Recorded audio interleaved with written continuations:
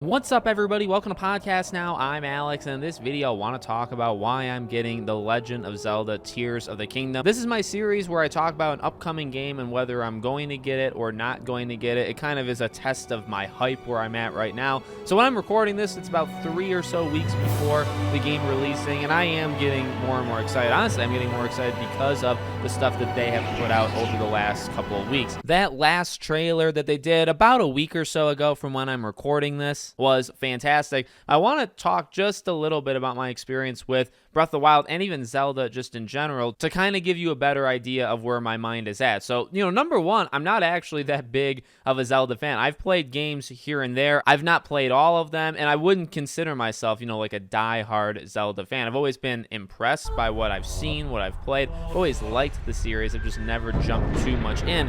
And then, the most recent outing, Breath of the Wild, I barely played it. Now, that was a different era of myself, of when I really had a lot of struggles beating games. I'm not like that anymore, and why I say that is, well, for Tears of the Kingdom, this game's going to be enormous. I think this game is going to take a lot of living hours away from people. I think this game, for me, is going to do what Breath of the Wild did for a lot of other people, where this is that new age Zelda. I think a lot of people were blown away by Breath of the Wild, and some of the things I've seen, and maybe it's why I'm not as critical of it as other people, because I have seen it, the idea of Tears of the Kingdom being kind of a 1.5, right? This middle ground, this God of War Ragnarok to God of War 2018, that kind of, similarity or comparison. For me, it's not that big of a deal. Now, I get, if people have complaints, I understand that. For me, considering I didn't play too much of Breath of the Wild, I think Tears of the Kingdom looks phenomenal, and this is the one I intend to, again, kind of lose my life to.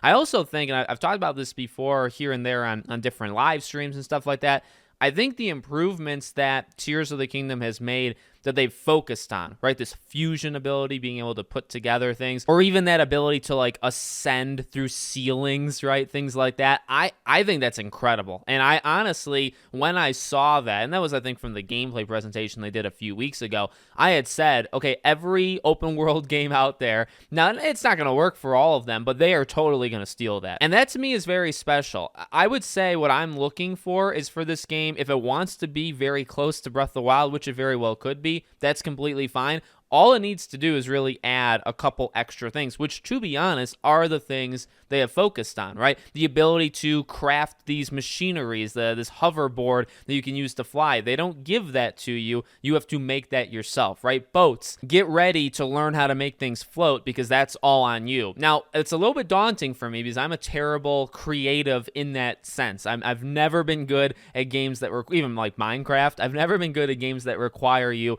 at least in some way, to build things for your own sake. So I will probably struggle. I will probably steal other people's creations on YouTube. I'll look up tutorials and use that. But I am excited to actually do that. A lot of this game seems to be what you make of it. And I think those are the individual things that stand out. Those are the big obviously, besides the story, these are the things that I think are going to make Tears of the Kingdom stand out as opposed to Breath of the Wild. And at the end of the day, I'm really interested to see how well this sells. I know it's going to sell like hotcakes. I guess what I'm saying is I just want to know how much. Is this going to do 20, 30, 40 million? It probably could. You know what I mean? Nintendo Switch games, Nintendo games just in general, they have a weird way of just immediately getting to 10 to 20 million units in the first month. So I think this game is going to be one of the highest selling games of the entire year, maybe in the entire last 5-6 years. I think it's going to do extremely well. But I'm excited for it. It looks visually beautiful. I'm happy the Switch can run something like this, and I think it's going to be a really good time. And for me, if I can get out of this game